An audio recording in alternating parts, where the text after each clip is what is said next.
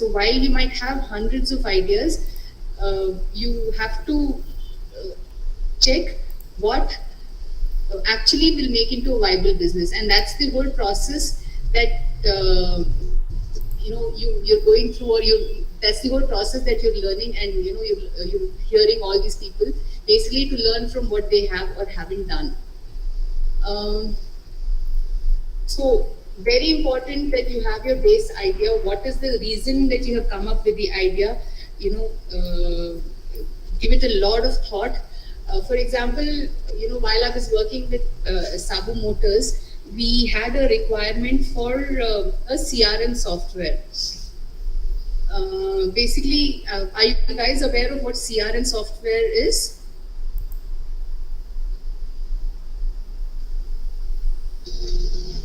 Customer relationship software, yes. Yes, it is.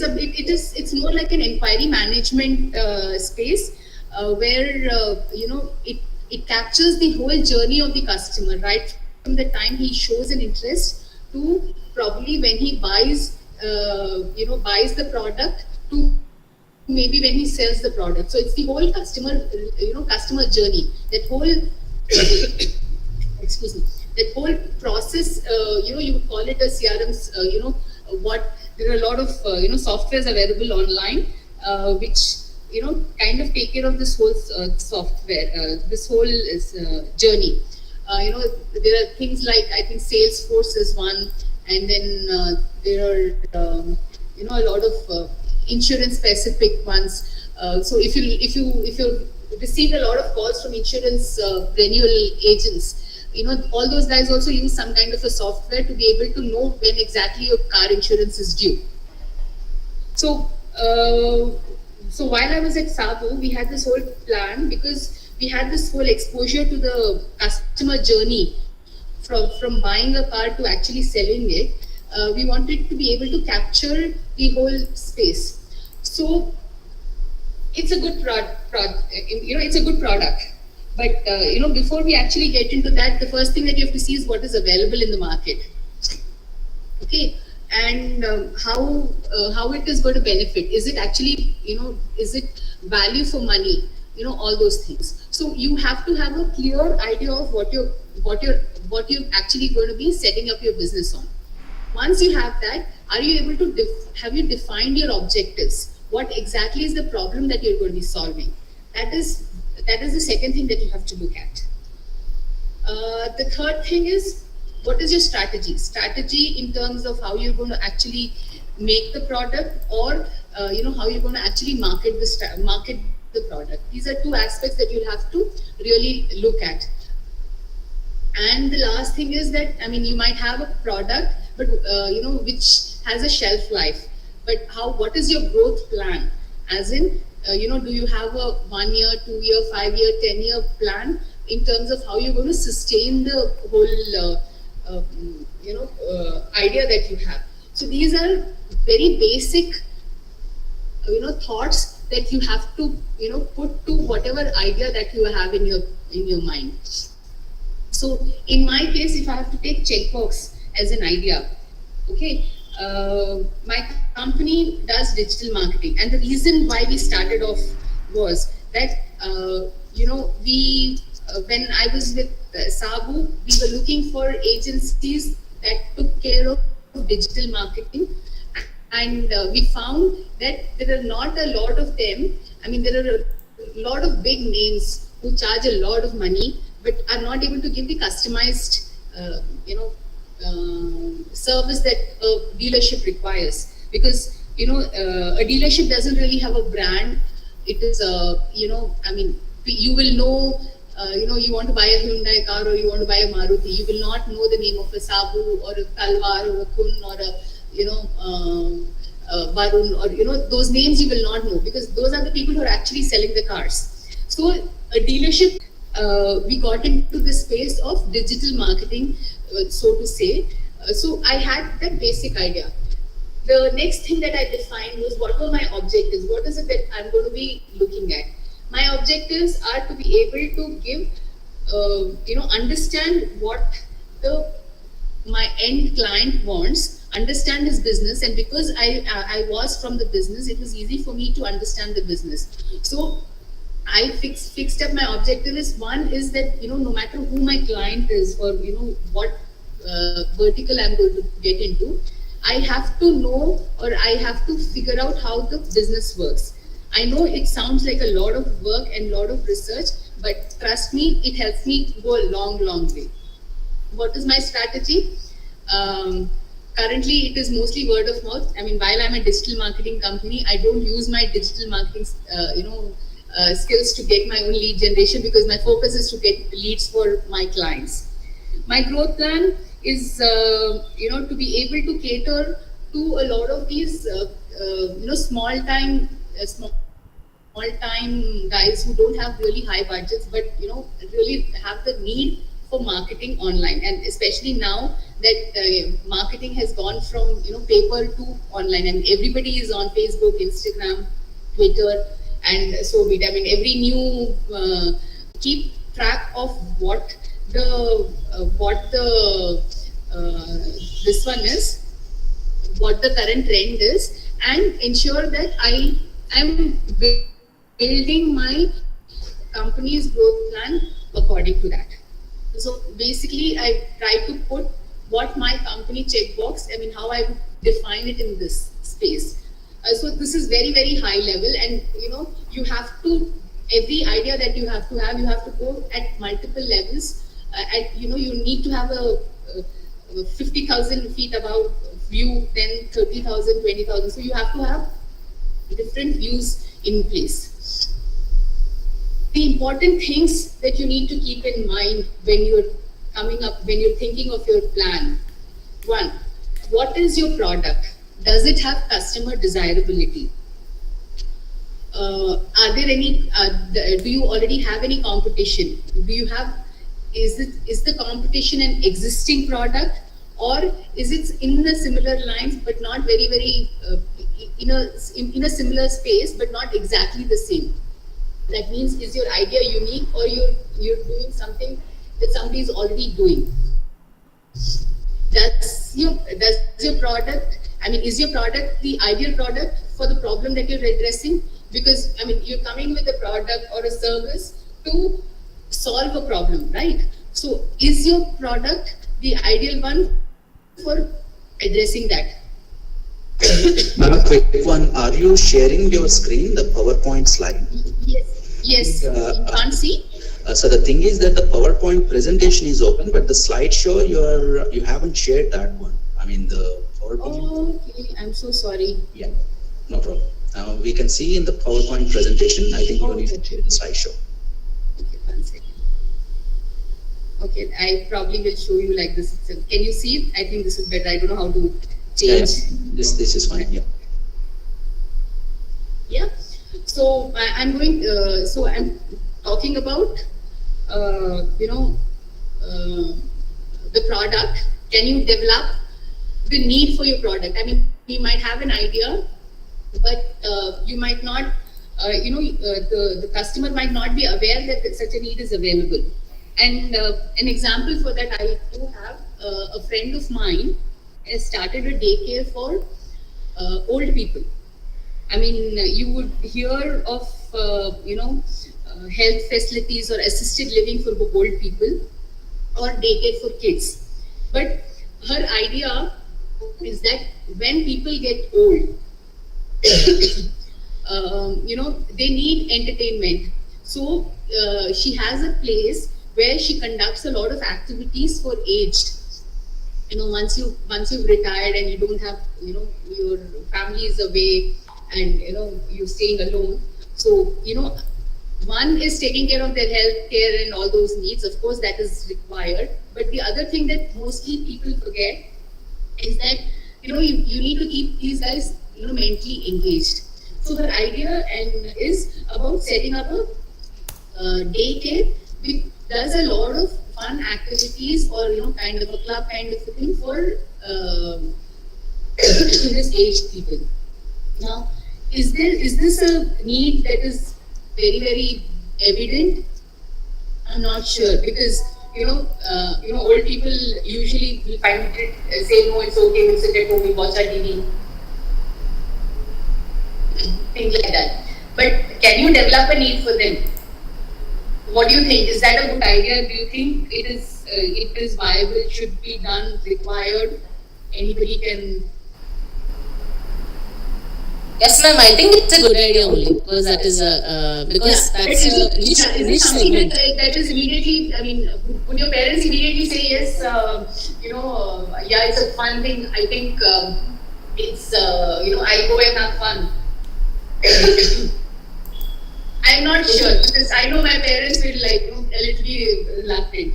But that means that we have to create that need in paid people like that, right?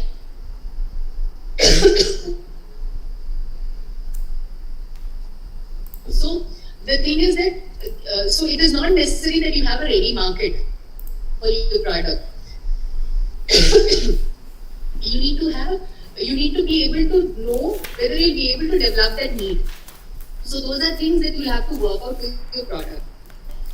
The other thing that you have to always remember and be very, very is keep it critical is what are you going to do about marketing? Excuse me.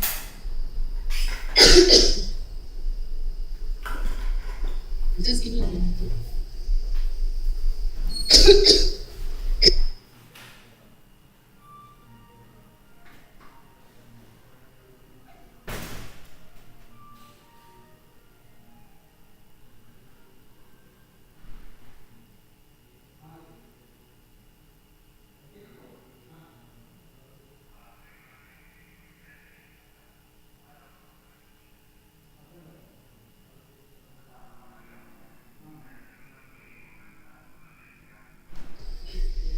I'm so sorry about that.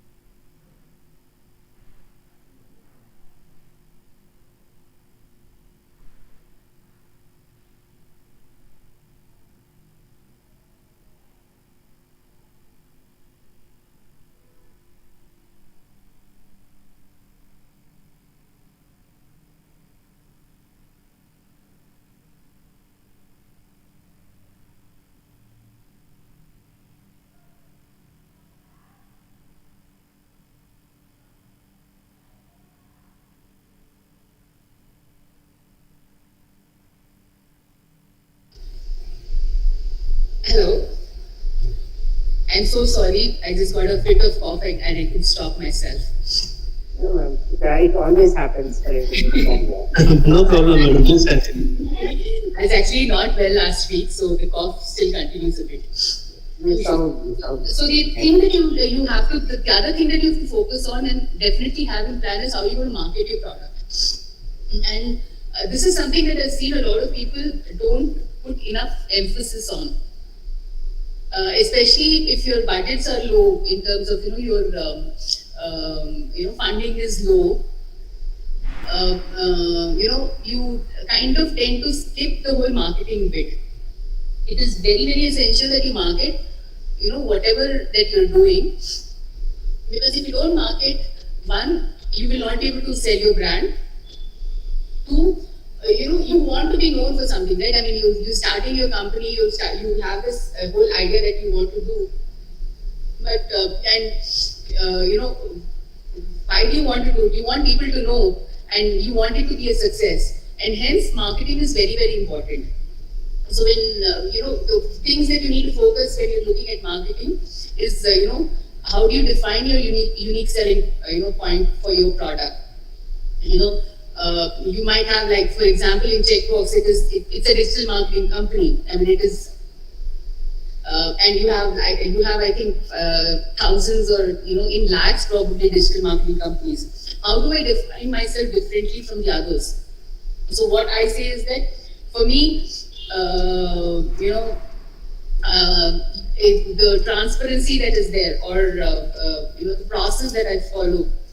I call it checkbox because like how you tick your checks in the box. So every time you make a list of things and you just tick everything that works.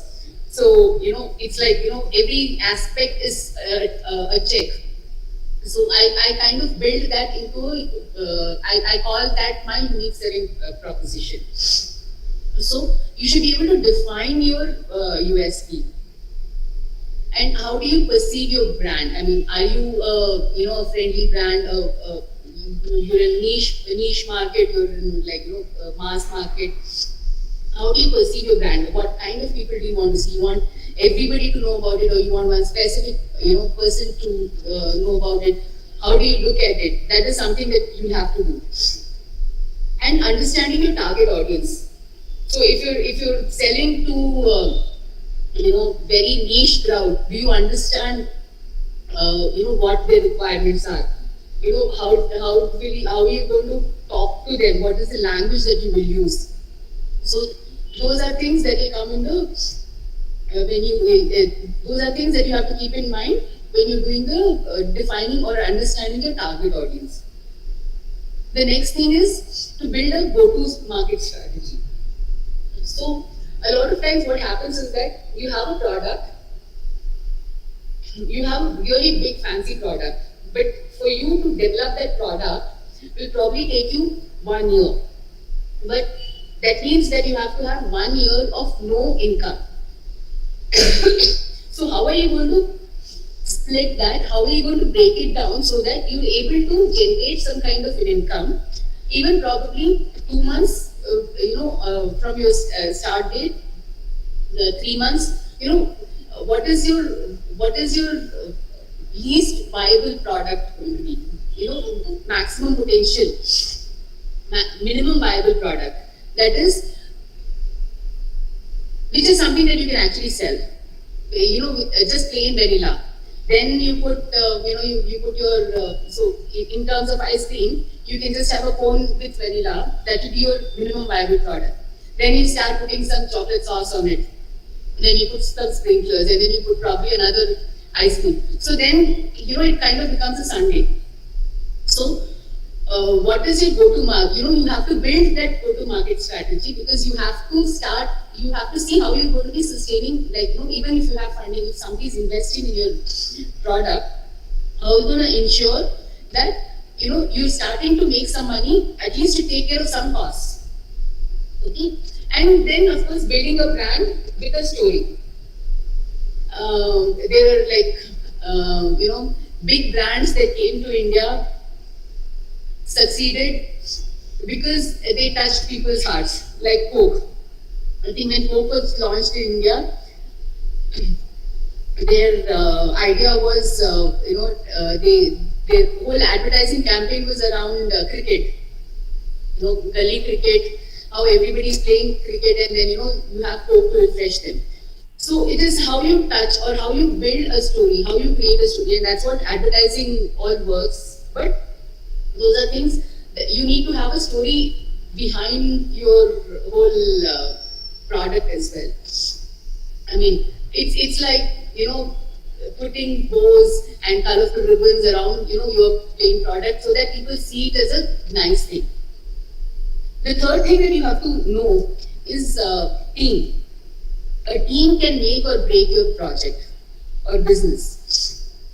Okay. While I say that, the other thing that you also have to know is that you should know, if it's a technical product, you should have some kind of base technical knowledge, know-how, or a person in the team whom you can 100% vouch for, saying that they will not give you wrong advice. Okay, if it is a product that actually requires manufacturing, are you able to actually manufacture or be able to guide those people and tell them no, I want it like this. For example, if you're talking about since I'm from the leather industry, we're talking about making a jacket. Can I stitch my own jacket? Yes, because I have learned how the pattern cutting happens. So if I'm actually getting a jacket manufactured, I might not actually be sitting and creating those patterns, and I might be hiring people. But I know that those guys can't screw me around because I know what is viable and not viable. So that is very important, that you know the whole process. Either you know or you have somebody in your team whom you trust absolutely to know everything that is there. The other thing is that you have to have the right people with the right attitude. Now here, sometimes, what we tend to do is that we tend to lean on people who have a lot of knowledge, a lot of know-how, but they don't have the right attitude. As in, probably your project requires a lot of passion, and all new projects require a lot of passion. So, if they don't have the passion, no matter how good their skill is, or how much value they bring, if you're not able to bring the passion out and put it in your product, it is not going to work. And hence I always say it is okay to hire somebody with a little less skill, but a lot of passion, a zing to want to learn something, want to improve and become a better version of themselves. So that's something that, when you're building your team, especially when you're in a startup or an entrepreneurial stage, actually any stage, it's always about, what is the kind of passion that they come to. And quite frankly, even till date, I mean, I've been doing checkboxes now, I think 4 years plus.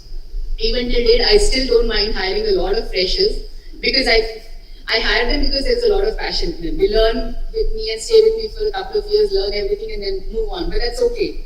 But that keeps the passion and the zeal and the youth, the ability to learn and grow is continuously there. So that is something that you have to be very, very passionate about. The last one, of course, the thing that you have to keep in mind, money. How are you going to price the cost? Price your product, price your service. What is the actual cost of goods? Cost of actually making the product, to, sometimes the perceived value. So it could be that, you require probably only 50 rupees to make a product. Okay. But somebody else looks at it and thinks it is going to be 1,000 rupees worth. So what should the pricing be? Okay, that is something that you have to work on, because those are things that will come in handy. Those are things that you have to think of also, in terms of what is the competition, and all those things come there. So, what is your revenue model? How are you going to actually earn the money? What is your minimum viable product? What are the government norms for your industry? Whether it is local, national, international. So that is something that you have to definitely keep in mind, because sometimes, while you might say, I will, so for example, if I wanted, a PR agency or an advertising agency might not be able to, make advertisements for alcohol, because in India, you can't advertise alcohol. Whereas in digital marketing space, it's an open playground. So, because it is all international, the international laws apply there. So, it's important to know what are the various government norms, that affect your product, can benefit your product, or be a roadblock for your product. So, these are the things that you have to keep in mind. The next thing that you should do is a SWOT analysis. I mean, I have a SWOT analysis done for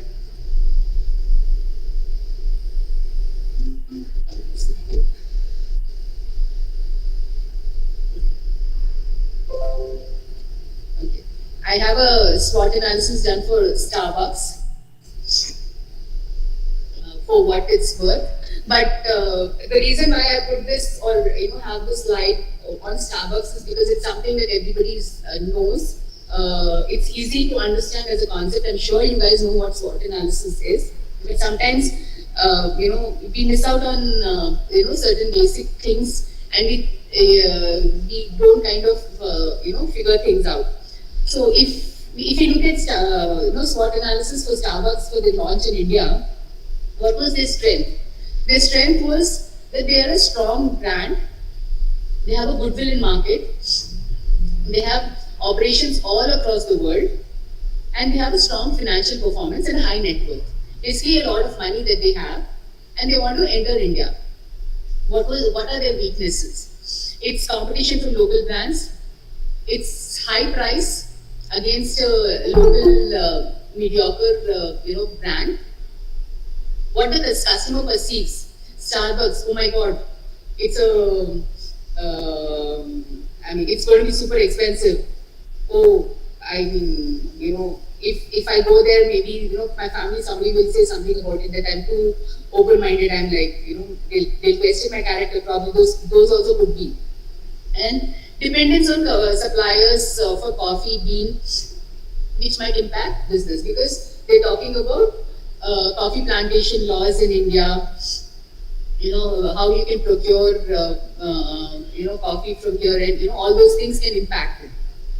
What were the threats? Of course, you have the weakness is the competition, plus your threat is also other eating joints like McDonald's and cafes who have cheaper options. And then of course Starbucks is loads of sugar, and a lot of people are wanting health conscious and diet conscious younger generation, because Starbucks is for the younger generation, so they might not want to come here. What are the opportunities? Growth, of course there is growth, because India has that potential, and prices, they can give discounted prices, because they have that financial strength. Now here, if you notice, your customer perception could be a strength as well. It can be a weakness, or it can be in threat. So it can be in any of the 4 buckets, because a lot of people would come to a Starbucks because they want to be seen there, but it is a weakness because it's an expensive place, so people might not want to come there, right? So again, when you're doing your SWOT analysis for your idea, you have to think from all perspectives. And SWOT analysis is something that you should not do by yourself. SWOT analysis should always be done, with a group of 3-4 people who do a lot of brainstorming and put all your thoughts in place and stuff like that. Because it's not necessary that you understand, what your product is, but it is also important to understand what the other person thinks of your product. And then I have the last thing that you should probably look at, and this is a lean canvas model. This is another thing that is a good idea for you to be able to put your idea in these buckets. It's called a lean canvas. It is very, very interesting, and it looks very interesting, and it works also, because this will give you a quick overview of how viable your business is.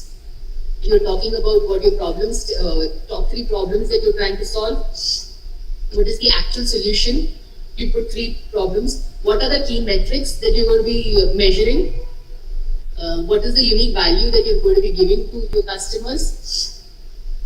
What is the unfair advantage? That is, what is that one thing that you have that is not going to be easily replicated by your competition? Because you always remember that your idea is not unique. While you think it is unique, it is not very unique. It is very easily replicable. People might replicate it better than you or worse than you. So all those things are already there. I mean, those are all the threats that are always going to be there. But that doesn't mean that we don't of our business, or we don't want to get into the entrepreneurial business. I mean, the whole fun about doing it is to be able to do what you do best. Then what are the channels that you're looking at? Channels as in how you're going to reach your customers.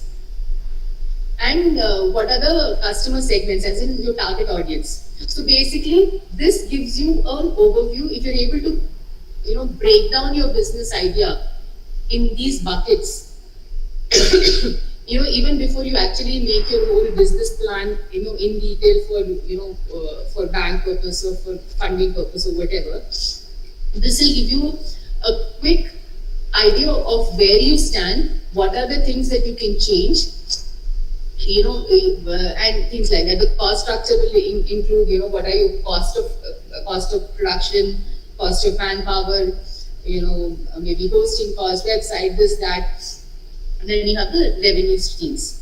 So basically, this is what I had, and I would like to have questions if people have on anything or whatever I have spoken or what I haven't spoken as well.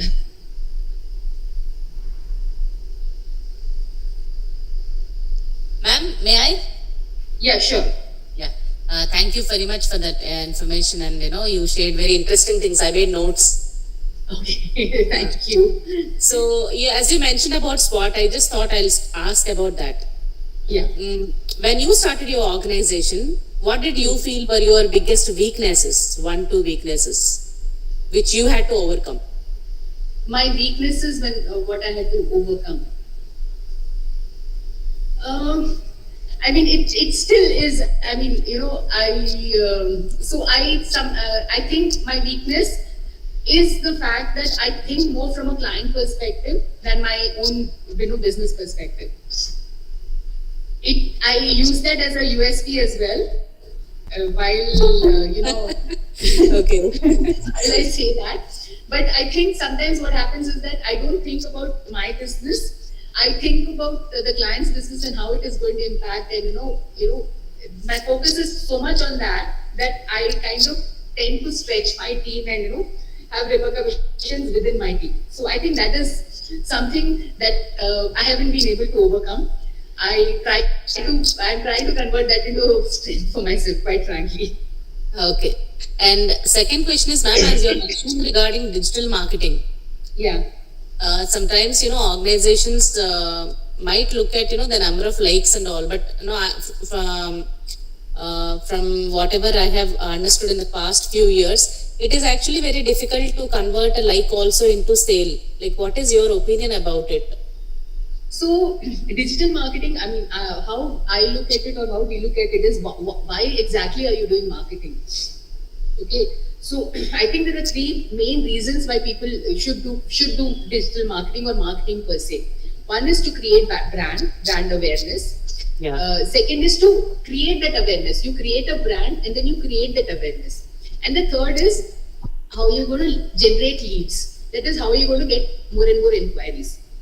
So what you need to focus on, and generally when you're looking at ROI, even when you're doing any marketing thing, is what is your focus on in these 3 aspects? Are you doing that particular campaign to ensure that people know about your brand, or are you know that your brand talks like this, or you're trying to get people to know what your brand is, or is your pure your pure requirement is only inquiries? Okay, so a healthy mix, like for example in Sabu, when I started, the first 2 years I think we did about 60% was for brand awareness. 40% was for brand awareness, 40% was for creating the awareness, and only 20% we spent on lead generation. So that means my budget, about 60%, so 80% I spent only on ensuring people knew my brand. I did not care how much it actually got converted. How many people actually saw, what are the number of impressions that were there. There are multiple parameters now available on digital marketing, but very less on what is the number of inquiries that I'm getting. But when I came to the year 3 or year 4, the whole thing, turned around. My lead generation became 40% or 50%, and creating awareness and brand building became a smaller aspect. Maybe by the 4th year, I think we were doing around 60 or 70% of lead generation. And because we transitioned that way, we were able to give quality inquiries. So again, how you're going to generate, how that inquiries actually going to get converted is something on how you actually have spent that initial time to get people to know you or know your brand or know your product. Okay, so that is something that you have to, that is something that you have to look at. Did I answer your question? Very much, very much. Like actually, I know I'm feeling better now because this question is quite not answered by many people. And I think because you have practically executed this, you are able to give that answer. I mean, all my campaigns for all my clients run around that. I mean, my first question when I meet a client is that, why exactly are you going to be doing marketing? Yeah, I have seen your website while you were speaking, so I like the personas you have created on your website. Thank you. Thank you, ma'am. Thank you. Ma'am, this is Sitaram from Team Exalytics. Yes. Ma'am, there are different email marketing tools to send email campaigns to the clients. So Yes. what is the best email campaigning tool that you suggest from your experience? Because when we send email campaigning to the clients, most of the emails are ending up landing in spam box. So effectiveness, how digital marketing or online marketing works is that you have, I think email marketing is not being super effective these days. I mean, we've used MailChat, MailChimp, all of them have their own, pros and cons of how it works. Till date, quite frankly, I haven't done a very great email marketing campaign. My expertise, especially in Checkbox, has been automobile vertical. I mean, I have a lot of other clients too, but automobile means a lot of leads generation. They're looking at wanting leads every day, at least 10 leads every day. So I have seen more effectiveness in of course different brands get results in different channels. So again, spamming is something that you can't avoid too much. You'll have to monitor it very, very carefully, casually, because quite frankly, if I get a marketing mail, I'll probably look at it sometimes and then I'll say it's marketer spam. I don't look at it. So it's something, the email marketing is dependent on customer reaction to what your email is. So how effective, what exactly are you putting in the email? Is it connecting to the client? Is it something that the customer actually wants to read? All those things are very, very important when you're doing an email marketing campaign.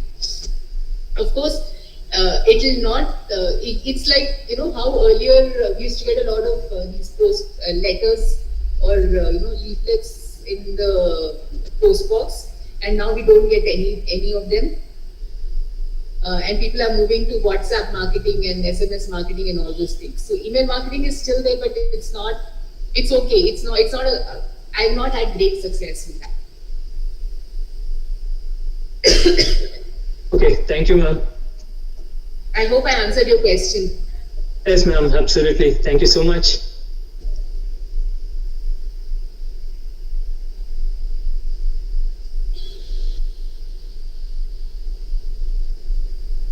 Yeah, anybody else, any questions? Ma'am, one more if I may ask. Yeah. Yeah, I'm Saujanya. So you were mentioning that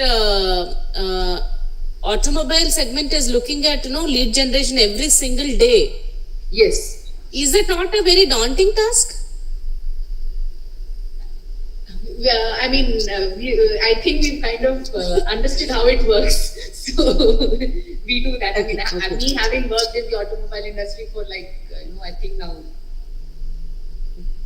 since 2014, so about 8-9 years, and doing marketing for them for the last 4-5 years, focused on that. It is not really. You can good. Again, you get a lot of inquiries. So the thing about inquiries is that how you manage or maintain them, because you might have you might want to buy a car, probably 1 year down the line. You're just generally randomly looking at, different kinds of cars that are available. And some places they put it mandatory that you have to put your name and number. So you end up putting it. But you're not really interested in buying. But you'll still, that will still go as a inquiry to the person who's actually, put that, form there. So that person might not buy today. That person might buy after 1 year. How are you going to maintain? I mean, that's what I was talking about, the whole, customer journey. How are you going to maintain that customer journey in the automobile space was what was one of the startups that ideas that we did. We didn't succeed for various reasons, but that was one of the ideas that was there. So how are you going to maintain, track, and ensure that every inquiry that is generated, how relevant it is now? Is it, are you able to sell it in the next 1 month, 2 months, 3 months, sometimes 6 months also? So that's how it works. It's about a lot of remarketing, retargeting, and all those things.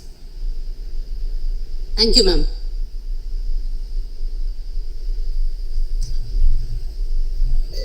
Any other queries from participants?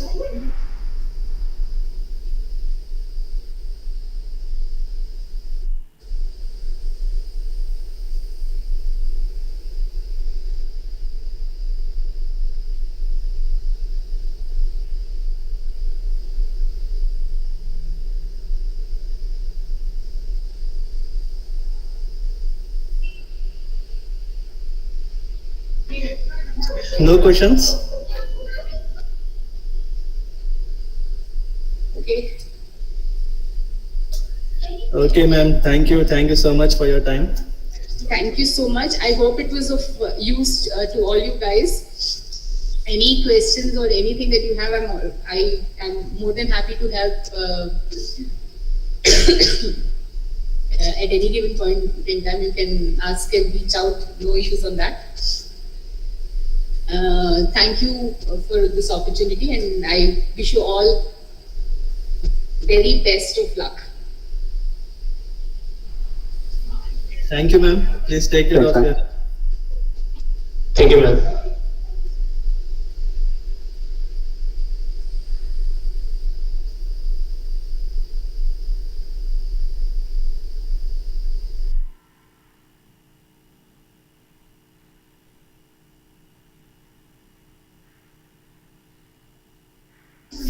So meanwhile, you all can fill the feedback form of yesterday's 2 sessions.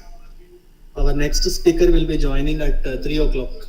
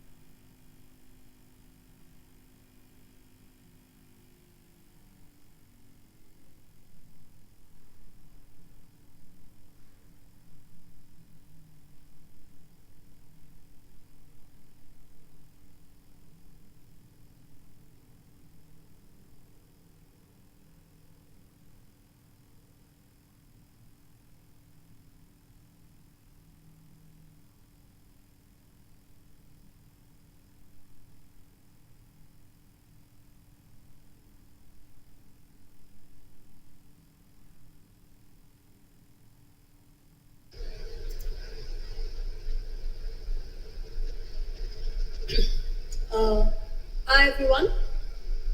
Can somebody at least tell me if the audio is okay? Yes, ma'am, it's clear. Yes, ma'am. It is clear. Perfect. And you're able to see me as well? Yes. Thank you so much. Hi everyone. Good afternoon. I hope all of you had your lunch and is ready for a quick session. Thank you, Dr. Zahu, for inviting me for this talk. I am Dr. Ramya from Nimaya Innovations. I'll just go ahead with the talk, and I would like to discuss something. But is there anything in particular that the entrepreneurs present today would like me to address? So what I had in mind was that Nimaya Innovation is one of the rare cases where a research actually got converted into the company. So I thought for people who would like to know a little more about that journey, I will be going ahead and talking about that. Is there anything specific that the entrepreneurs here have a doubt about or would like me to address? Please put it down in the message box, or somebody can unmute themselves and actually tell if there's something that you want me to do.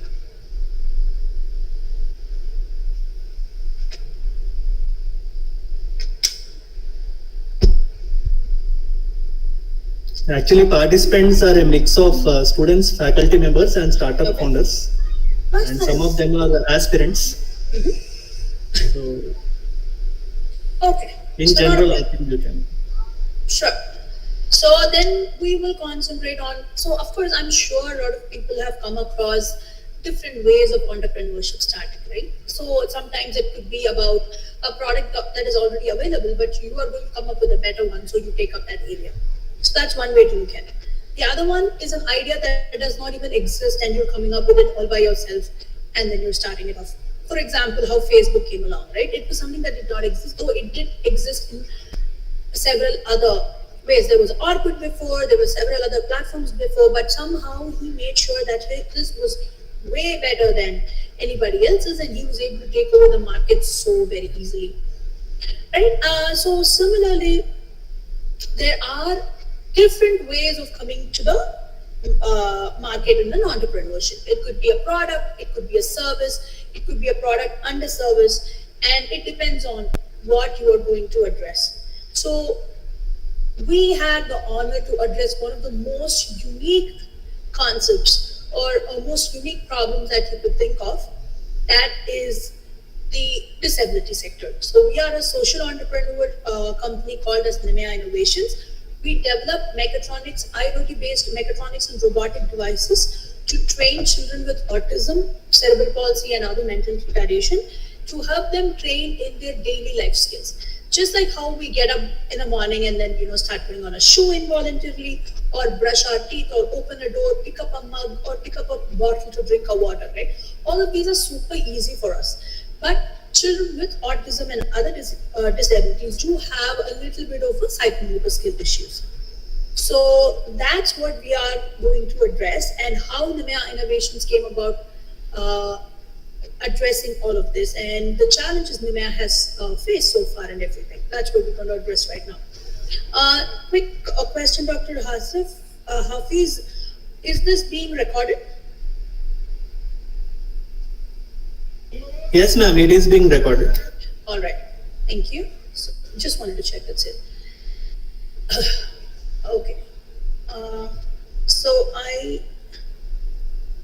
Okay, we've got Bharati, ma'am. They said that it's not audible. Is my voice audible for everybody else? It Yes, is it's audible. audible, ma'am. Okay, so I think she'll have to exit and join in again. All right, perfect. All right, so I'm just going to quickly share my screen right now and show you a small presentation and what we do. And if anybody's got any other doubts that they would want me to address, we can do it at the end of the session, right?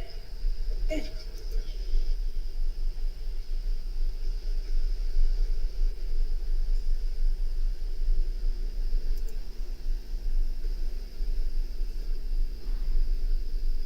All right, so here we go.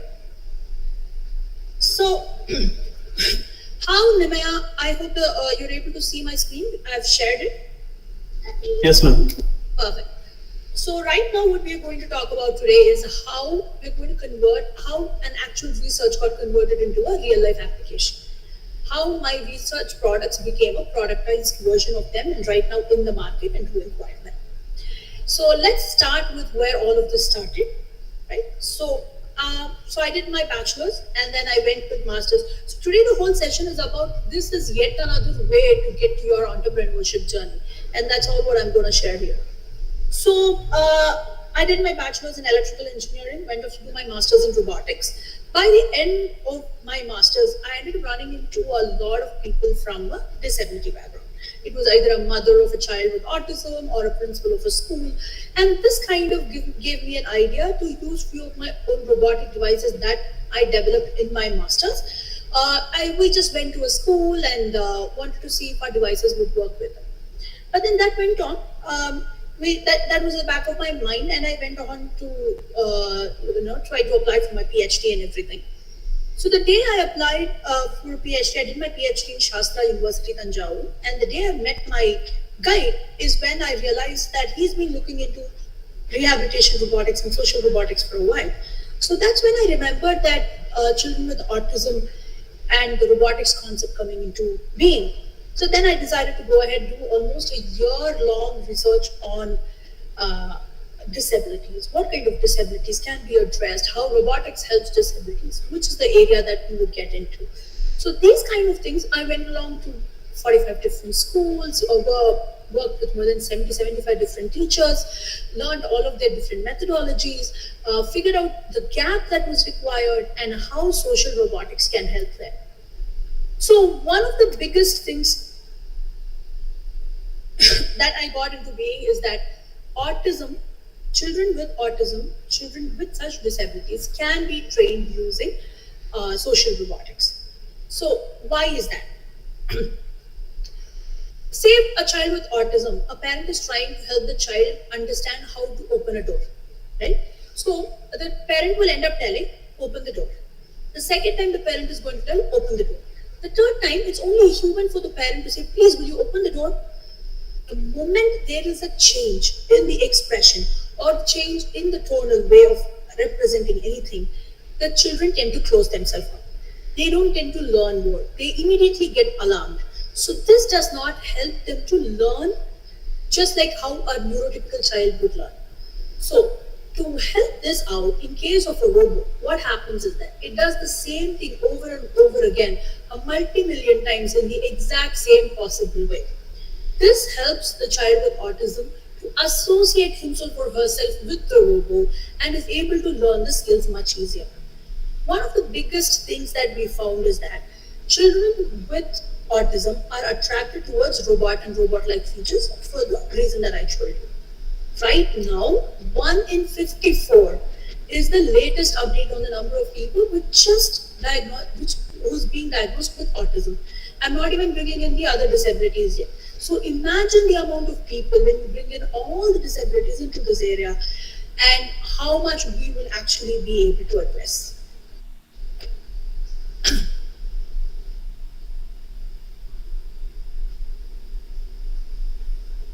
So I just explained why we use robotics, right? So when I went ahead and did a lot of research on what kind of robotics was already being used, we came across few of them. So you can see a few on screen. These are mostly humanoid robots. These are being used in either the US or in Dubai and few other countries. But the biggest problem that they are facing is that even for the developed countries like US and Dubai, they're finding it very difficult to fund them because they're very, very expensive. But even despite of them being expensive, their application is very, very minimal. For example, in case of Probo, this robot is just for use to help the children feel the hugging feeling. It can put as and more pressure to just hug a child. Zeno is to help them with social interaction. And then Tito is to help them with facial expression. So what do you mean by social interaction? For us, it's quite easy to pick up a call, talk to somebody, or if you run into somebody, say a hi or smile and everything. But children with autism find all of that to be very, very difficult. Sometimes they have a major issue with the eye-hand coordination of it or the eye contact of it. They may be talking to you, but they may not necessarily be looking at you or hooking onto your eyes and talking to you. These kind of a lot of different issues do come up, and to solve all of that, to help them get a good eye-hand coordination or to have a high contact, Zeno is being used. But imagine just one device for one child to be used. It costs them more than 5 to 6 lakhs, and just being the servicing alone takes a lot more than that. So these are few other ones. Keep-on is used for facial expressions that will teach them how to smile, what is anger, what is sadness, and all of that. Similarly, Kismet is used as well. Right? So once such all of this has been taken into account, we wanted to figure out one particular area that could be addressed. So that's when we realized most of the robotic devices that is being used are for facial expression, social interaction, or for communication. That's when we realized there is a fourth very, very crucial important learning of life is the psychomotor skills. What does psychomotor skill mean? So for example, I am talking to you and now I'm moving my hands like this to explain something that I am telling you. My brain tells me to do these with my hands and my hands sends back a signal to my brain telling that I am doing all of this, correct? So imagine all of this is not happening. Your brain is telling you what to do, but your body is not doing that. and does not send back a information. So sometimes what happens is the part in your brain will give the signal. It may not completely reach your end effectors or your hands or legs, or sometimes your body will carry it out, but the message will not go back. This happens due to the neurological pathways between the both ends. When there is some kind of an issue in the neurological pathways, this kind of a problem comes about. That's why sometimes when people try to pick up something, they run into something else. Or when they try to pick up a bottle, they end up dropping because the message is not being passed exactly. This kind of issues are called as psychomotor. This kind of activities are called as psychomotor skills. And when issue crops up in it is where the help is required for children with autism, children with cerebral palsy, mental retardation, Down syndrome, and many more. So these comes as part of the impairments. So what are the current devices that's already being used? As you can see on the screen, these are the ones that's currently being used. So it could be as simple as a ball. It could be as simple as a daily life activities just to screw a couple of things up. It could be puzzles. It could be a wooden maze or everything, right? So that's what works. That's what is usually done in a regular therapy center. So what kind of therapy do they give for all of these physical motions? It's called as a occupational therapy, physical therapy, etc. So occupational therapy is where they predominantly teach about the psychomotor skills. The psychomotor skills can be split into many different ways. Gross motor is where all the running, movement of your big limbs and all comes into being. And fine motor is when picking up a pencil, picking up a pen, opening a bottle, all of that comes into being. So that is the fine motor skills. Okay, so this is what the conventional therapy method is about. One second. So the conventional therapy method is what you see on the screen. Here, teacher teaches the child the activity, and due to the lack of audio-visual feedback, what happens is that, just a second, is there a delay in my voice? Hello? Yes. No, madam. Yeah, okay. It's fine? Yeah, okay. Because there seemed to be a sudden glitch here. No problem. So here, this is the conventional therapy method. Now, here the teacher teaches the child the activity. And now the activity does not give you any kind of an audio-visual feedback. Just like how I was explaining in the previous one, right? Say, imagine you ask the child to pick up the blue colored ball from here and put it in the basket. The basket or the ball is not going to give you anything back. The baby just picks it up and puts it there, right? Now, the thought process the child has is that it does not give me anything back, so why should I do it? Now, if I'm going to pick up a ball and put it in a basket, how is it going to help me? So this is the kind of thought process the child has, and child does not really care. But learning essential skills for daily life activities is very, very important. I've worked with more than 200, 300 different children across the country. And every single time, the one question that I constantly keep coming across is when the parents are like, I understand, I'll be able to take care of my child until I'm around. But who's going to be able to help him with small things when I am not around? I want him to be independent is their go-to issue right at the start. And that's what we are trying to do in Nimaya. Now, Nimaya's method is quite similar to the conventional method, but with a twist. Here, we use something called as a very unique concept called as an active learning.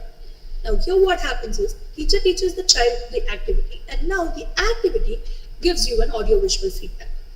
This not only helps the child to associate himself or herself to the device, but they are able to learn it in a much faster way and have a much longer retention. So what does retention mean? A child might end up learning 2 different colors today.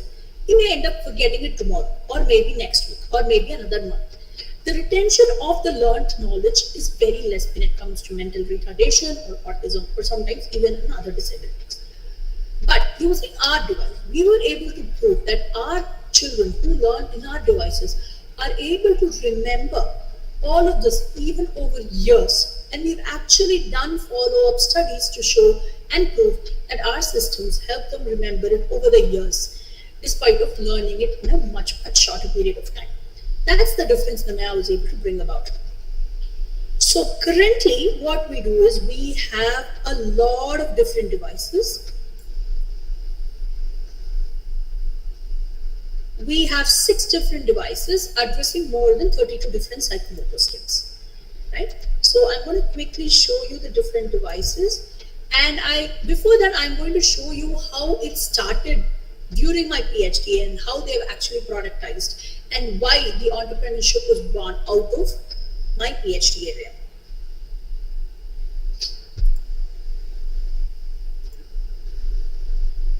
Okay, so these are just to simply show you a few different grasps. These are the fine motor skills I was talking about.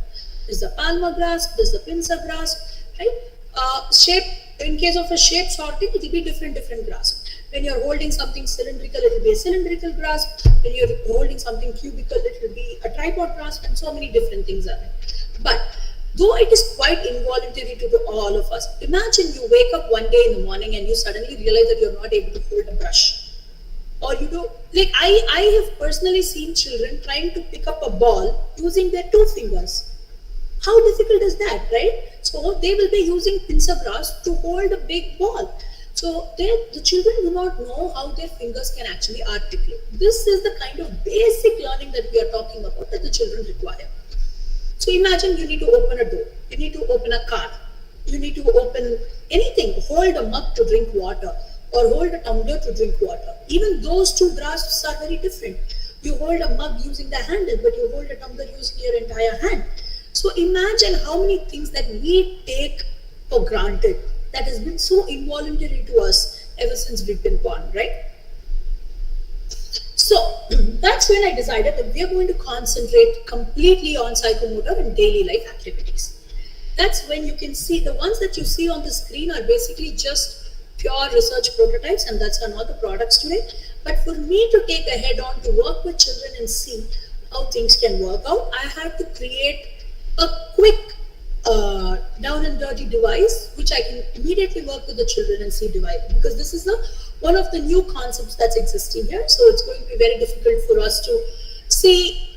It was upon me to prove that the entire concept works. So you can see the first device here is what was used for me to help children train in up, down, right, left directions, eye-hand coordination, palmar grasp, and all of that.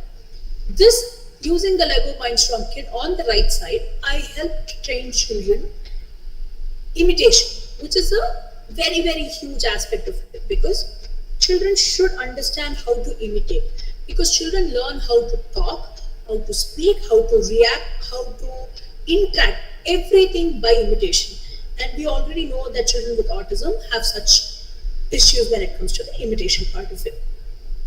So these are a couple of other prototypes that was done during my PhD. As you can see, these were very frugal. I basically used tabletops and wooden planks to just get this sorted.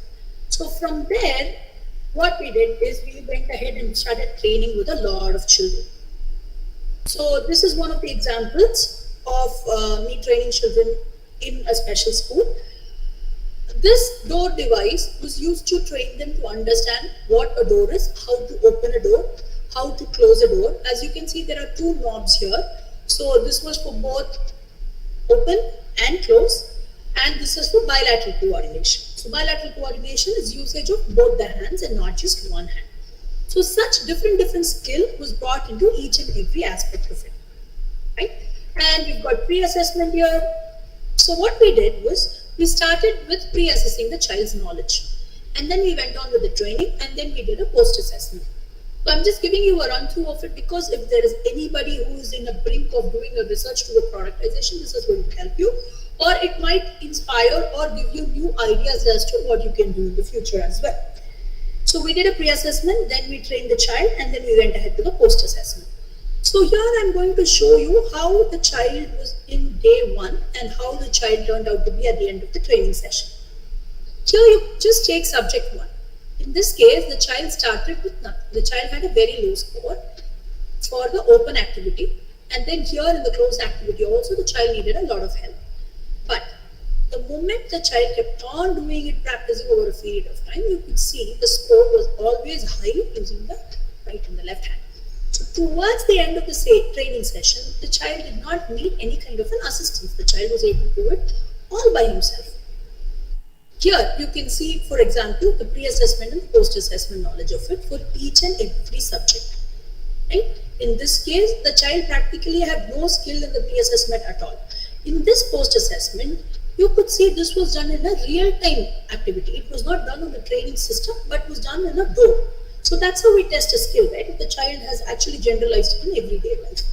And these were the kind of results that we were able to get in a matter of 7 to 8 days. So that's when we realized our devices accelerate the rate of learning by more than 60% when compared to any other therapy system. For example, when I work with a lot of therapists, they told me it takes about a year for a child to understand how to open and close a door. But we were able to teach them in less than 2 months. And that's the difference we are able to bring. Let me quickly show if I can play this video, or I will play it to you again at the end of the... Okay, the video is not playing yet, I'll play it to you soon. Alright, so how did Nemaya Robotics come about? So let me give you that idea as to how Nemaya Robotics came about. Excuse me, sorry. So literally I think 2 weeks before the final submission of my thesis, what happened is I ended up in a fire accident, right? Initially when I started with my PhD, I did want to do entrepreneurship, but I did have my doubts as to where I was going to do, what was going to happen and everything. But then what happened was eventually I decided, you know what, let me see where this PhD goes and let me go into that.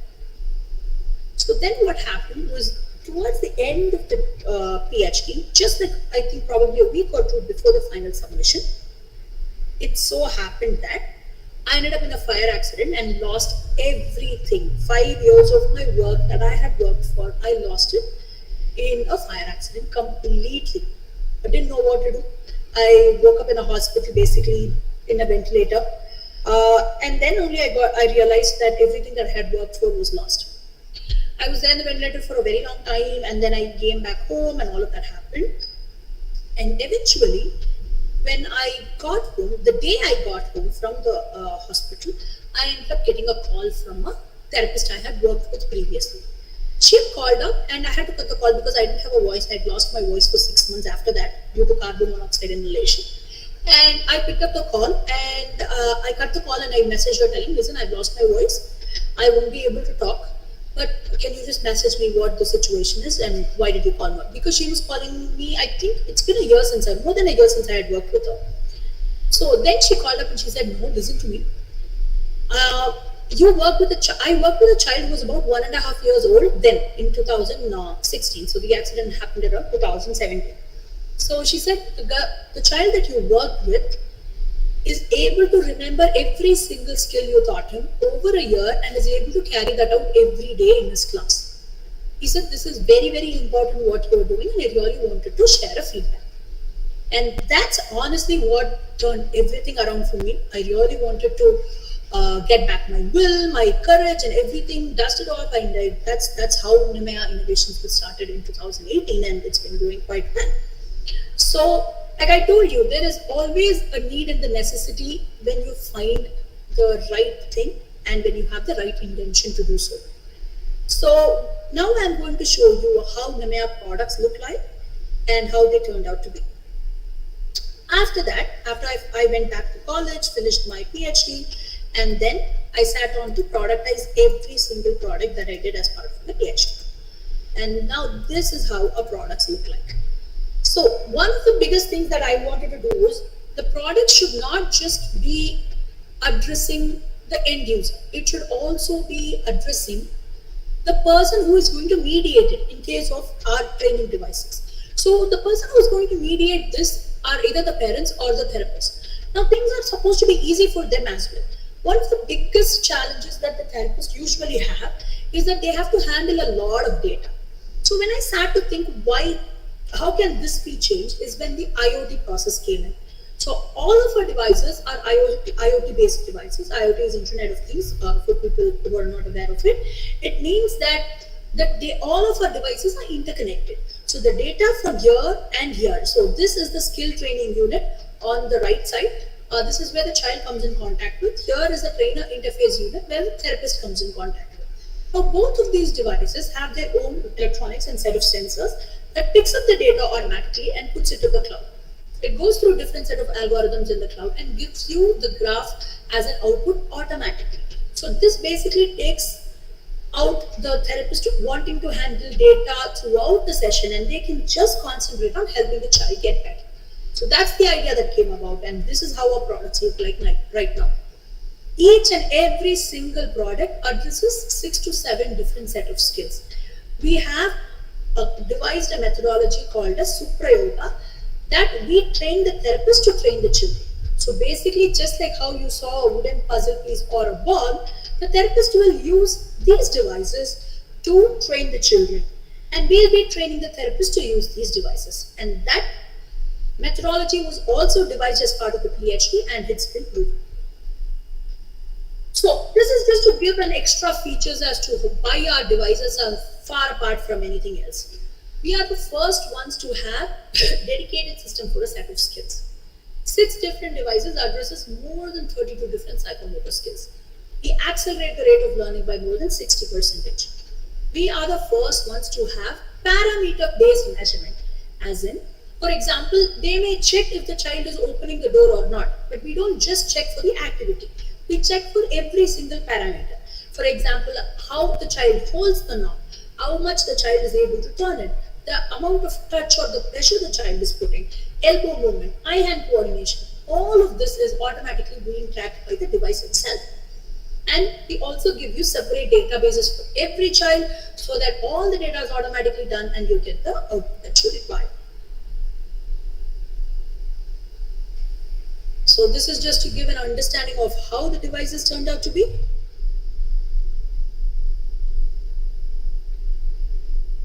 So yes.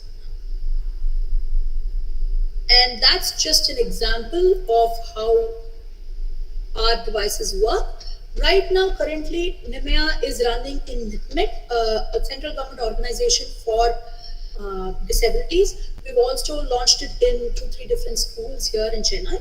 We are also launching in 3 different schools in Tiruchi in the following month.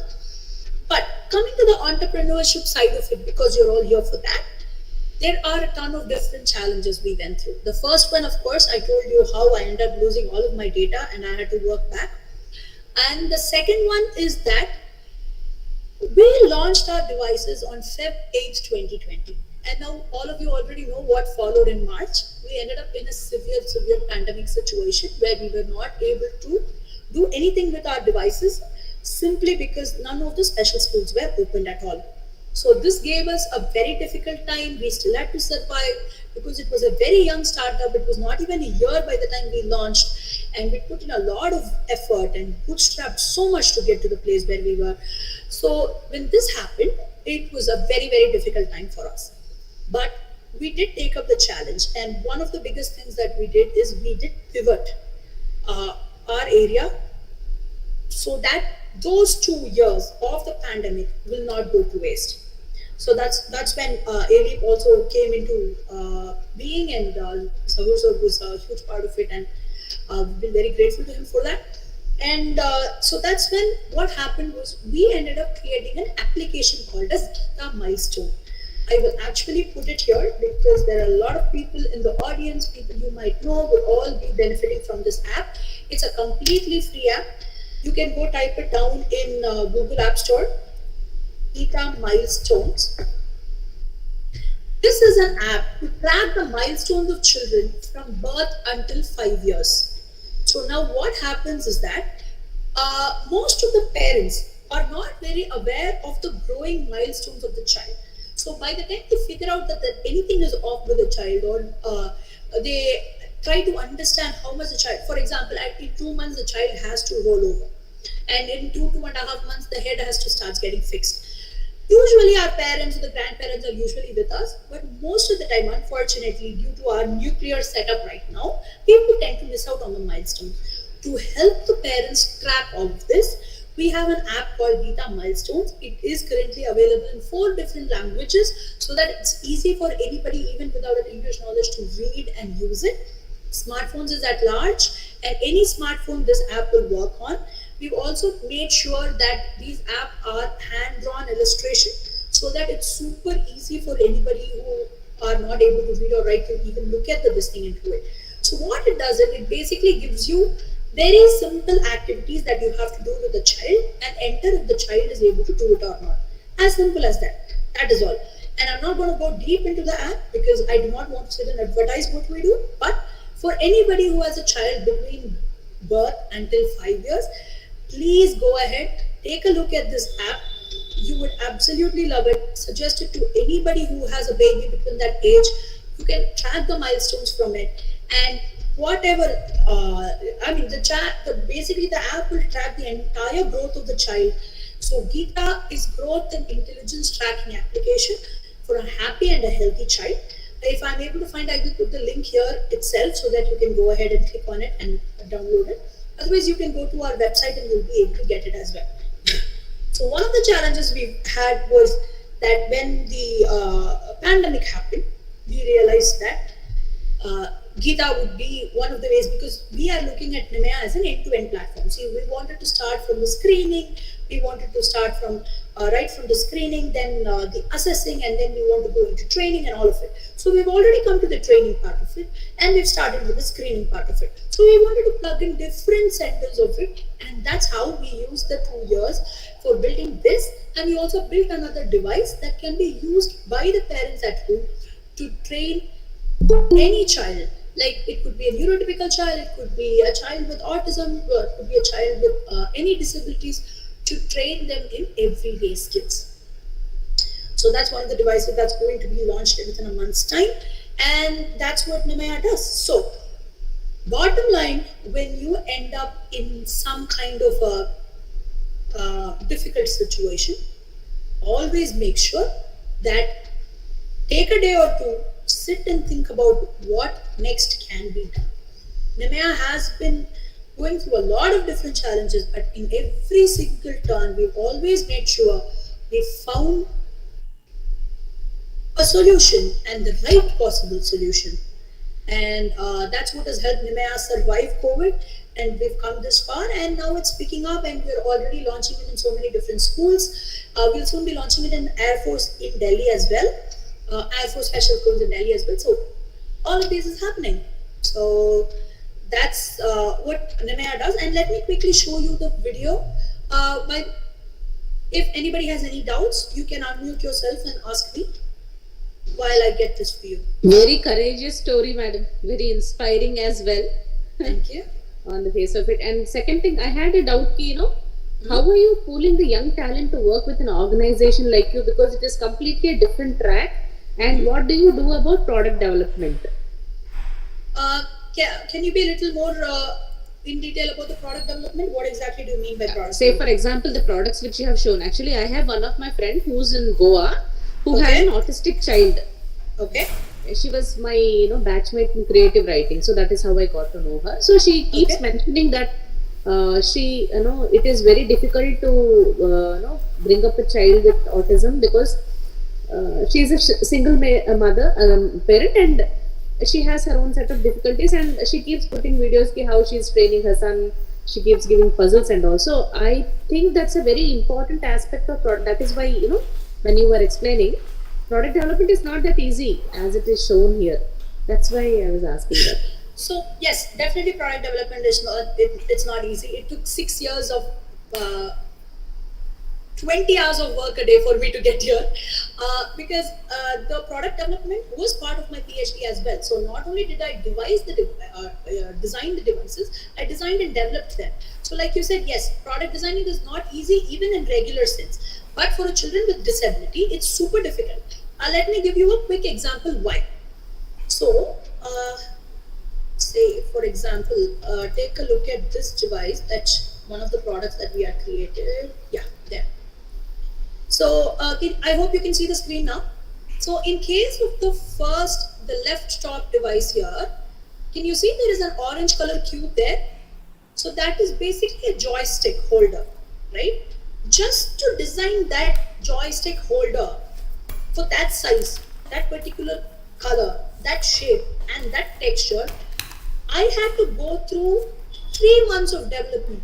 just for that single holder.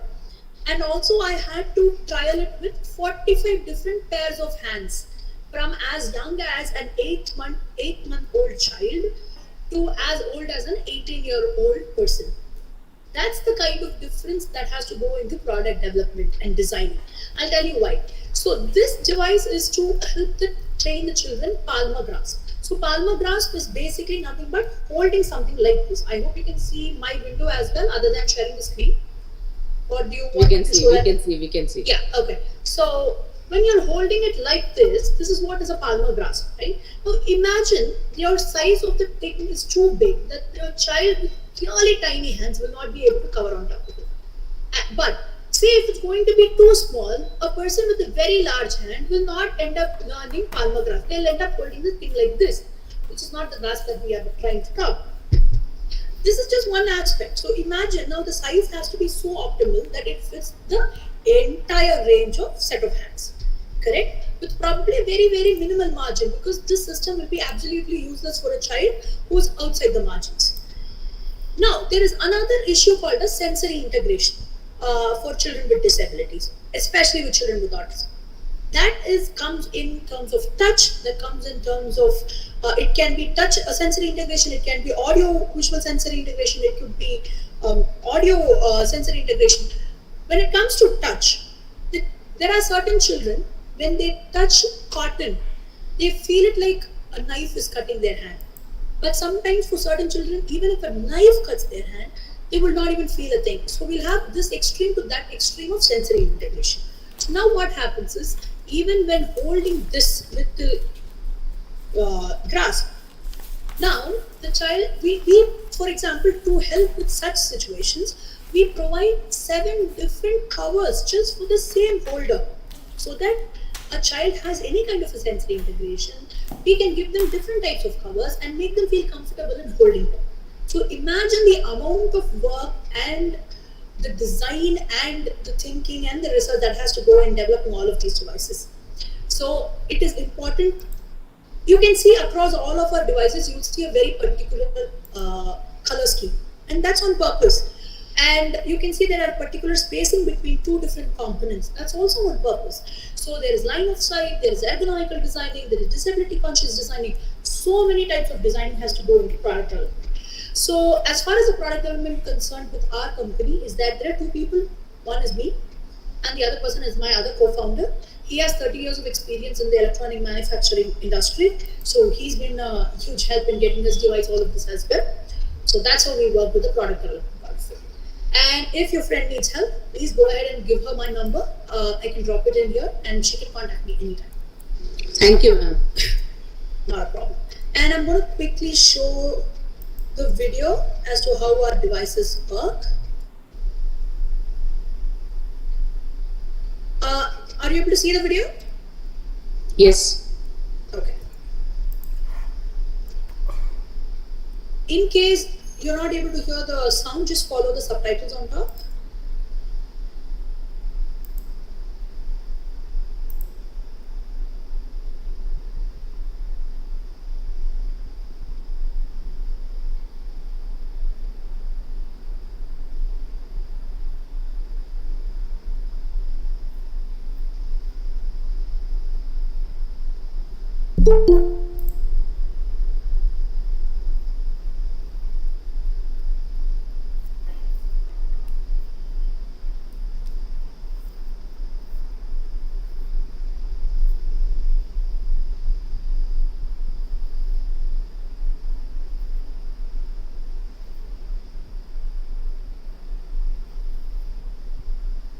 I hope the video was visible.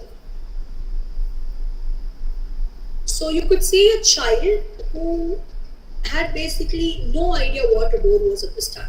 But in a matter of 4 to 5 days, he was actually able to open and close the door just through the training. At the start of the training, you could see that the child had difficulty in trying to hold the knob. But with a little bit of assistance, and towards the end of the training, he was able to do it automatically. And not only that, he was able to generalize it in everyday life. So generalizing is a huge aspect of an issue with coming to children with disabilities. For example, say you show this yellow colored bottle and you teach them yellow, The children are only going to understand this is yellow when they look at this board. Say for example, you end up showing this flower and tell them what color is this, they are not going to be able to generalize it. So imagine each and every aspect of it. It's not just for color. So instead of, say for example, you're trying to train a child as what a door is in some other different thing, and they suddenly see an actual door, they're not able to generalize it. Now that's going to be a complete waste of the training, right? But using our devices, we are able to train them irrespective of what it is, and they are able to generalize it in everyday life without any kind of a further training. That's the kind of difference we are able to bring using our devices. We do have a training center here in Chennai, and a lot of parents bring them to our training center to train them as well. And we run it in special schools as well. And soon the device that can be used for the parents, used by the parents for the children, will be launched as well. Ma'am, do you have any other doubts? Does anybody else have any other doubts?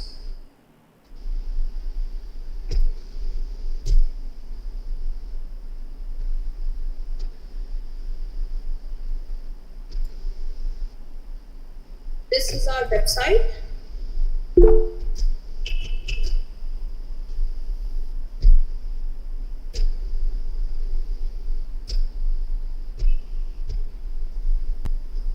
can contact me anytime in this number or send me a mail to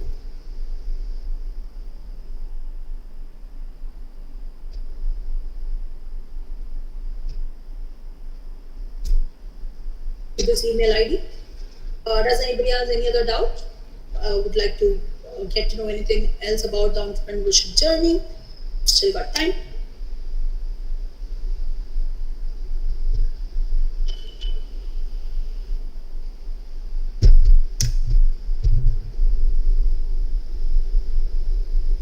All right.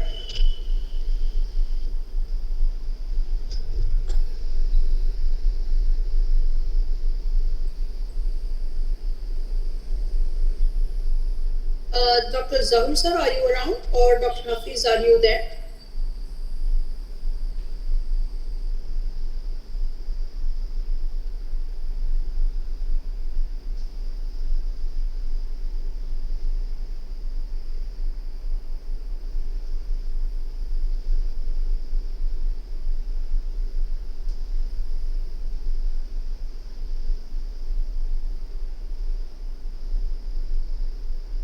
Hello?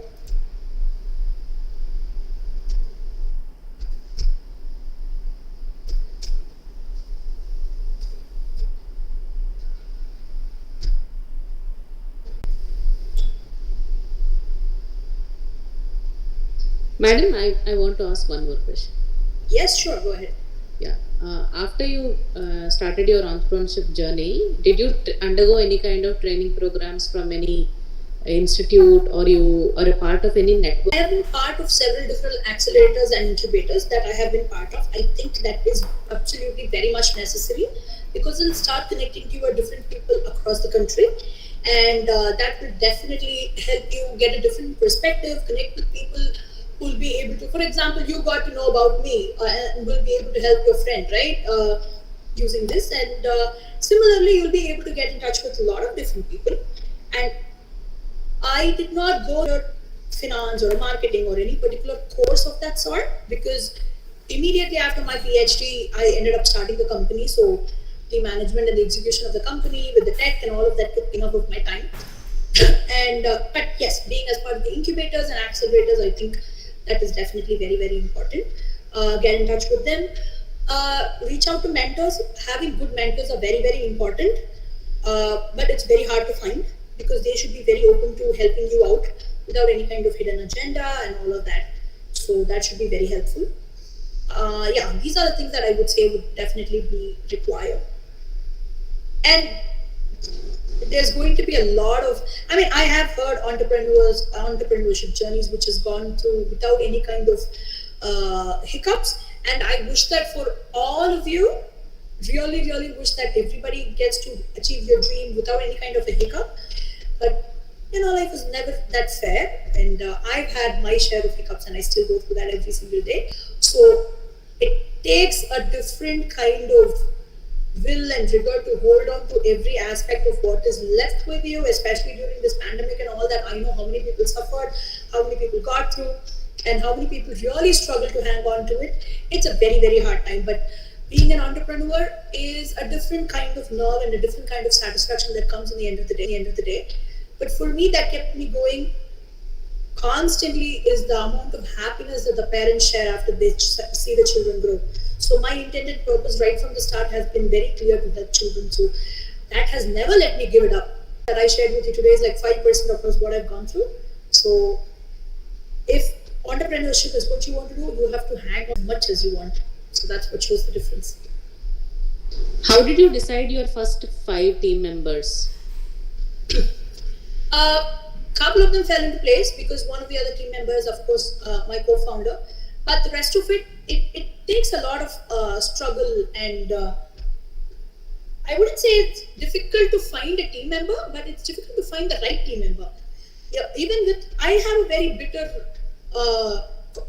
co-founder situation as well, because we were 3 people and then suddenly one had to fall back, and it was a bit of a mess. We had to go through quite a bit of a situation. Suddenly when one of the co-founder left, and we had to handle all of the work that the co-founder was handling, and that took a lot of energy out of me. And so that is going to happen, but it's always a hit or a miss. We did the regular route. We put out what can I say, messages and applications and all of that for people to come. We did a regular interview routine, and then we picked on based on that. That's what we did. We didn't do anything else. But I really wish we had like a secret sauce that will work straight out to help, to get the best team member. But that's not the case. It's always a hit and a miss.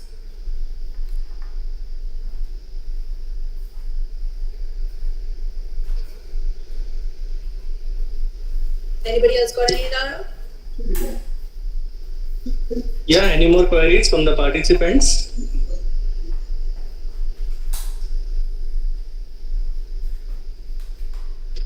Is there any possibilities that you can all turn on your screens and we can take a quick picture for the day? I know it's a big ask.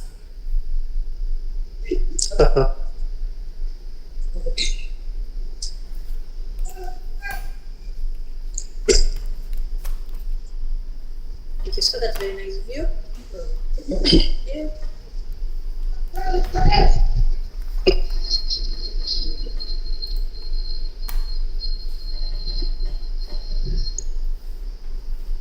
Avisa, will you be able to take a screenshot of the whole thing, because I am not able to save it for some reason?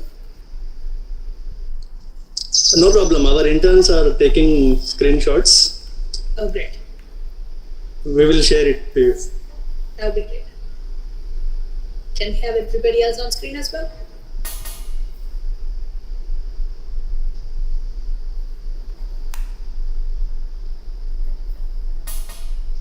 Right, I think we've got our head.